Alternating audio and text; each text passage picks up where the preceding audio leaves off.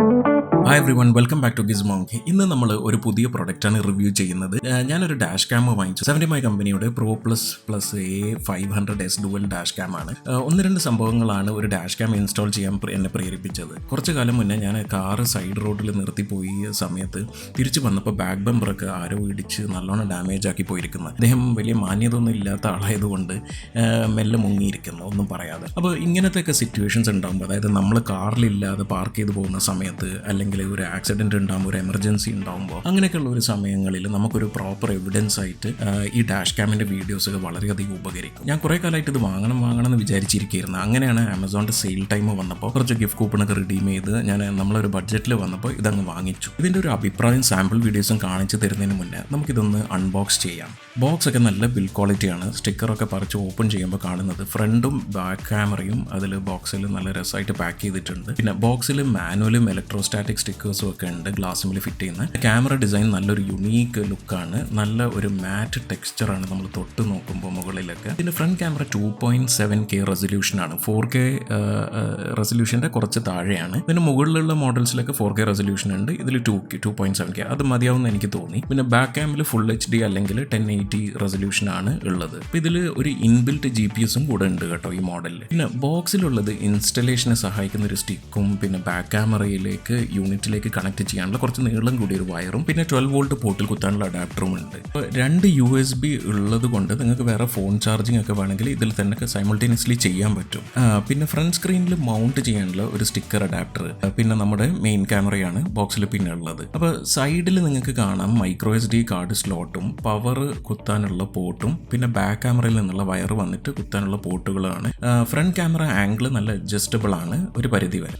പിന്നെ നമ്മൾ ഇതിൻ്റെ കൂടെ ഒരു 3 മെയിൻ ഓപ്ഷണൽ ആക്സസറീസ് മേടിച്ചിട്ടുണ്ടായിരുന്നു. അപ്പോൾ മെമ്മറി കാർഡ് ഇപ്പോൾ എന്തായാലും നമുക്ക് റെക്കോർഡ് ചെയ്യാൻ വേണമല്ലോ, അപ്പോൾ അത് നമ്മൾ സെപ്പറേറ്റ് പുറത്തുനിന്ന് വാങ്ങണം, അത് മാൻഡേറ്ററി ആണ്. അപ്പോൾ ഞാൻ സാംസങ്ങിൻ്റെ പ്രോ അൾട്ടിമേറ്റ് 128GB മെമ്മറി കാർഡാണ് വാങ്ങിച്ചത്. ഈ മോഡലിൽ ഏറ്റവും മാക്സിമം സപ്പോർട്ട് ചെയ്യുന്നത് 128GB ആണ്. അപ്പോൾ അതുകൊണ്ട് അത് തന്നെ വാങ്ങിച്ചു. അപ്പോൾ ഈ കമ്പനിയുടെ ആമസോൺ പേജിൽ സാൻഡിസ്ക് കമ്പനിയുടെ മെമ്മറി കാർഡ് റെക്കമെൻഡഡ് അല്ല. ഈ കാർഡ് അതിൽ റെക്കമെൻഡഡ് ആയതുകൊണ്ട് പിന്നെ ഞാൻ ഇത് തന്നെ വാങ്ങിച്ചു. പിന്നെ ഒരു ഓപ്ഷണൽ ആക്സസറി വാങ്ങിച്ചത് പാർക്കിംഗ് മോഡ് ആക്സസറിയാണ്, അല്ലെങ്കിൽ ഹാർഡ് വയറിംഗ് കിറ്റ് എന്ന് പറയുന്നത്. അപ്പോൾ ഇത് അഡീഷണൽ ആയിട്ട് നമ്മൾ പൈസ കൊടുത്ത് വാങ്ങണം. അതിൻ്റെ ഒരു ഗുണം എന്താണെന്ന് വെച്ചാൽ, ഞാൻ നേരത്തെ പറഞ്ഞ പോലെ കാറ് നമ്മൾ എവിടെയെങ്കിലും പാർക്കൊക്കെ ചെയ്തു പോയി കഴിഞ്ഞിട്ട് എന്തെങ്കിലും തട്ടലും മുട്ടലും വൈബ്രേഷനൊക്കെ വന്നു കഴിഞ്ഞാൽ ക്യാമറ ഓട്ടോമാറ്റിക്കായിട്ട് തന്നെ ഓണായി അത് ആ എമർജൻസി സിറ്റുവേഷൻ റെക്കോർഡ് ചെയ്യാൻ തുടങ്ങും. പിന്നെ നമ്മുടെ 12 വോൾട്ട് ചാർജർ പോർട്ടും ഫ്രീ ആയി കിടക്കും. കാരണം ഈ ഹാർഡ് വയർ കിറ്റ് നമ്മൾ 12 വോൾട്ട് പോർട്ടിലല്ല കണക്ട് ചെയ്യുന്നത്. അപ്പോൾ അത് ഫുള്ളായിട്ട് ഇങ്ങനെ മറഞ്ഞു നിന്ന്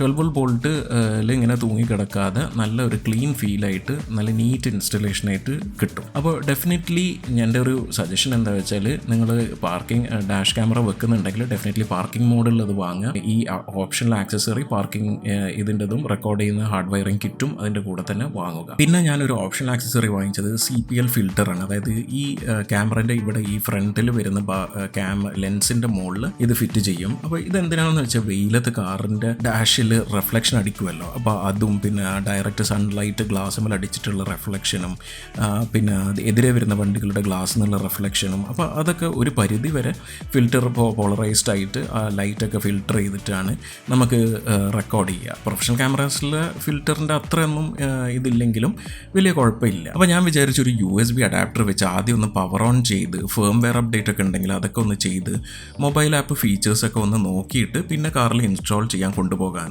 അപ്പോൾ ലോവർ പ്രൈസ് റേഞ്ചുള്ള ഡാഷ് ക്യാമിലൊക്കെ സ്ക്രീൻ ഉണ്ടാകില്ല. ഇതിലൊരു ഇൻബിൽറ്റ് സ്ക്രീൻ ഉണ്ട്.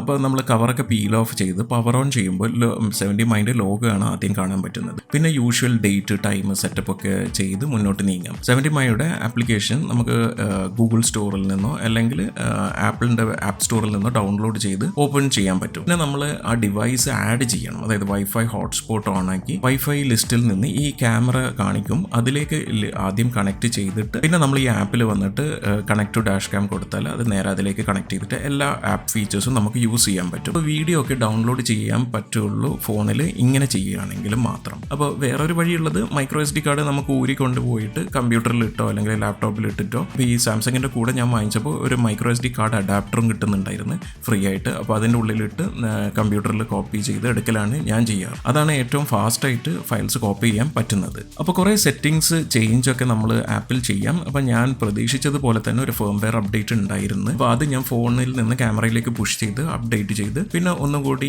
സെറ്റിംഗ്സ് ഒക്കെ ഇനീഷ്യലൈസ് ചെയ്തിട്ട് സംഭവം ഇൻസ്റ്റലേഷന് റെഡിയായി. അപ്പോൾ ഇൻസ്റ്റലേഷൻ നമ്മളൊരു കാർ ആക്സസറി ഷോപ്പിൽ നിന്നാണ് ചെയ്യിക്കുന്നത്.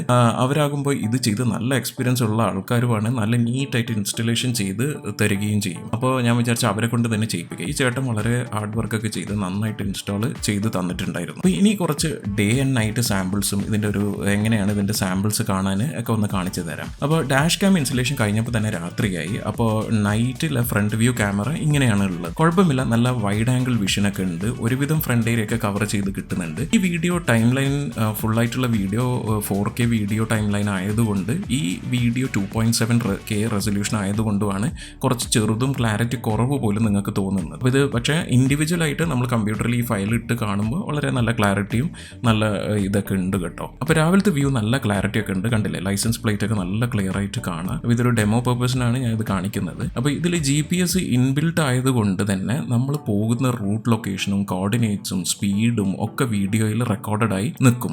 അപ്പോൾ ഇതിൽ ഈ 70 കമ്പനീൻ്റെ ഈ ലോഗോയും ഈ ഡീറ്റെയിൽസ് ഒക്കെ വേണമെങ്കിൽ നമുക്ക് ആപ്പിൽ നിന്ന് ഓഫാക്കാം. എൻ്റെ ഒരു സജഷൻ അത് നിൽക്കുന്നതാണ് നല്ലത്. കാരണം എന്തെങ്കിലും ഒരു എമർജൻസി ഉണ്ടാകുമ്പോൾ നമുക്കിപ്പോൾ കോർട്ടിലോ അല്ലെങ്കിൽ പോലീസിനോ ഒക്കെ എവിഡൻസ് കൊടുക്കണമെങ്കിൽ ഈ ഇൻഫർമേഷനൊക്കെ ഹാർഡ് സ്റ്റോർഡായിട്ട് അതിൽ റെക്കോർഡഡ് ആയിട്ട് കിടക്കുന്നതാണ് നല്ലത്. അപ്പോൾ സാമ്പിളിലേക്ക് പോവുകയാണെങ്കിൽ ഇപ്പോൾ മഴ ഉള്ളപ്പോൾ വലിയ കുഴപ്പമില്ല, വൈപ്പർ ഇട്ട് ഗ്ലാസ് ക്ലീനാക്കി ഇടയ്ക്ക് വെക്കാൻ ശ്രദ്ധിക്കണം. ഇനി രാത്രിയുള്ള കുറച്ച് സാമ്പിൾസ് കാണാം. മഴ ആയതുകൊണ്ട് കുറച്ച് വിസിബിലിറ്റി കുറഞ്ഞത് കാണാം. എൻ്റെ ഗ്ലാസ് വൈപ്പർ ഞാൻ യൂസ് ചെയ്യാൻ കുറച്ച് ലേറ്റ് ആയതുകൊണ്ടാണ് അത്ര ഒരു ക്ലാരിറ്റി കുറവ്.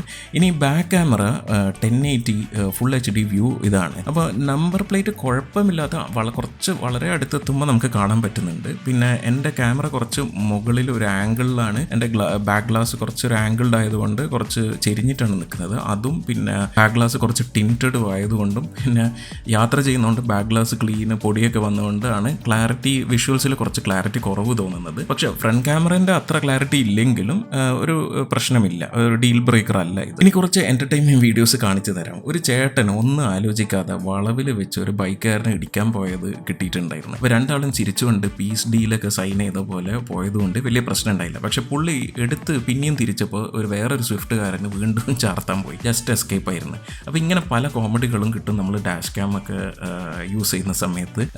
ഒരു ദിവസം പാർക്ക് ചെയ്ത് പോയ സമയത്ത് ഒരു പക്ഷി വന്നിട്ട് എന്തോ ബാക്ക് ഗ്ലാസ് വൈപ്പറിൻ്റെ മേളിൽ ഈ മേടുന്നത് ഒരു സൗണ്ട് വന്നിട്ട് വൈബ്രേഷൻ വന്നിട്ട് പുള്ളി അത് റെക്കോർഡ് ചെയ്തതാണ്. അപ്പോൾ ഇതുകൊണ്ടാണ് ഞാൻ പറഞ്ഞത്, ഇപ്പോൾ നമ്മൾ കാർ പാർക്കൊക്കെ ചെയ്ത് പോകുമ്പോൾ എന്ത് ഒരു വൈബ്രേഷൻ വന്നാലും എന്തെങ്കിലും കാറിൻ്റെ മുകളിൽ സംഭവിച്ചു കഴിഞ്ഞാൽ ഇത് ഓട്ടോമാറ്റിക്കലി റെക്കോർഡ് ചെയ്യും. ഹാർഡ്വെയർ കിറ്റോ അല്ലെങ്കിൽ പാർക്കിംഗ് കിറ്റുള്ള ഓപ്ഷണൽ ആക്സസറീസും ആ ഫീച്ചറുള്ള ഡാഷ് ക്യാമുകൾ വാങ്ങുമ്പോൾ അത് വാങ്ങാൻ നിങ്ങൾ ശ്രദ്ധിക്കുക. കുറച്ച് പൈസ കൂടുതലാണെങ്കിലും അത് വർത്ത് ദ ഇൻവെസ്റ്റ്മെൻറ്റ്. അപ്പോൾ ഇങ്ങനെ കുറേ എൻ്റർടൈൻമെൻറ്റ് വീഡിയോസൊക്കെ നിങ്ങൾക്ക് ഡാഷ് ക്യാം റിവ്യൂ ചെയ്യുമ്പോൾ കിട്ടും. ഓക്കെ ഗൈസ്, അപ്പോൾ ഇന്നത്തെ വീഡിയോ നിങ്ങൾക്ക് എല്ലാവർക്കും ഇഷ്ടപ്പെട്ടെന്ന് വിചാരിക്കുന്നു. തീർച്ചയായും കമൻറ്റ് ചെയ്യുക, ലൈക്ക് ചെയ്യുക, സബ്സ്ക്രൈബ് ചെയ്യുക, ഷെയർ ചെയ്യുക. അപ്പോൾ അടുത്ത വീഡിയോയിൽ കാണുന്നവരെ this is Junaid signing off for ഗിസ്മോങ്ക്.